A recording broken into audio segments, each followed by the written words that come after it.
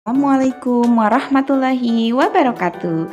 Bertemu lagi bersama saya Neti Hendrayani CGP 2 dari TKIT Zaid bin Sabit Kecamatan Bojongsoang Kabupaten Bandung.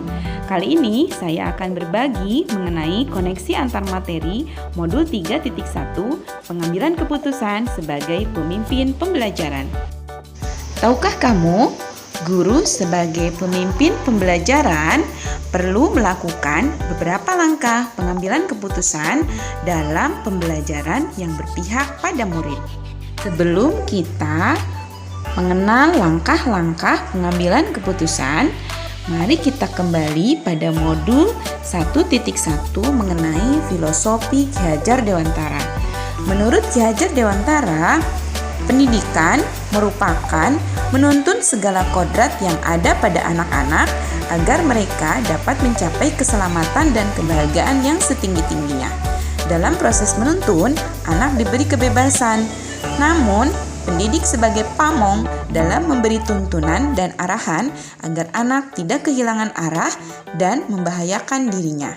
Seorang pamong dapat memberikan tuntunan agar anak dapat menemukan kemerdekaannya dalam belajar.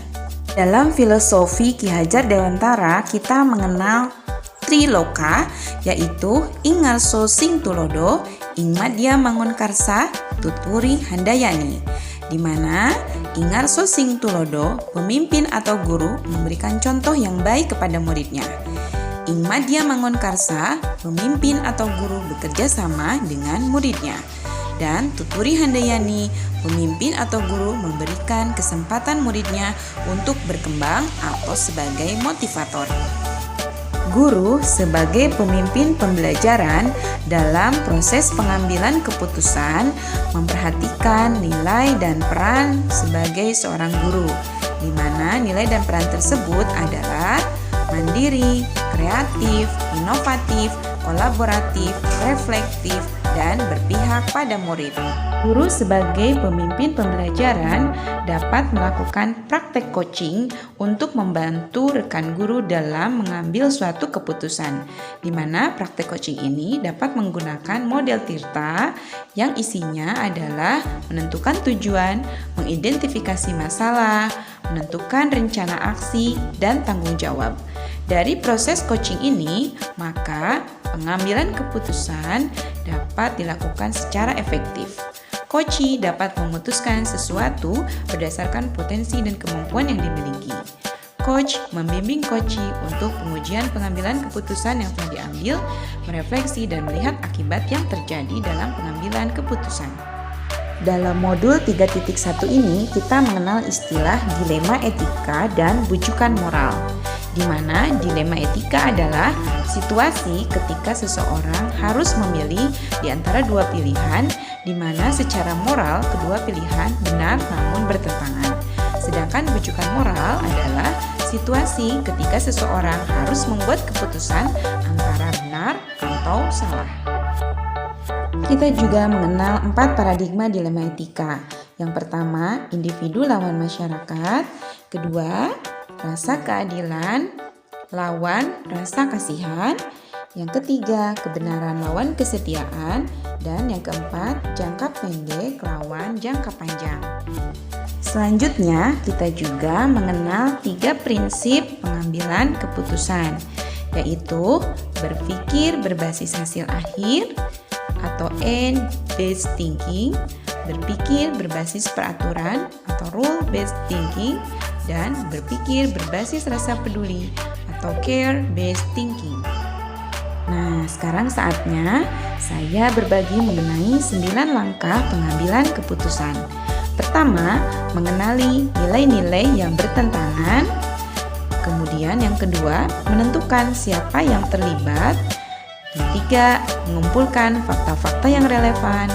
Keempat, melakukan pengujian benar atau salah. Kelima, pengujian paradigma benar lawan benar. Keenam, melakukan prinsip resolusi. Ketujuh, investigasi opsi trilema. Kedelapan, membuat keputusan. Dan yang kesembilan, melihat lagi keputusan dan merefleksikannya.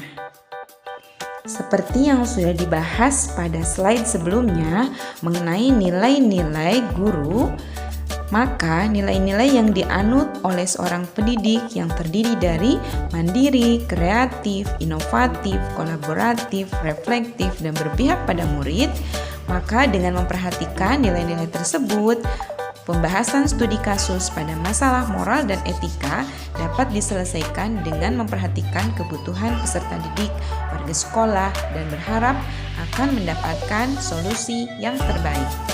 Dengan pengambilan keputusan yang tepat, maka akan terciptanya lingkungan yang positif, kondusif, aman, dan nyaman. Selain itu, dalam kegiatan pembelajaran juga akan tercipta lingkungan belajar yang merdeka belajar dan berpihak pada murid.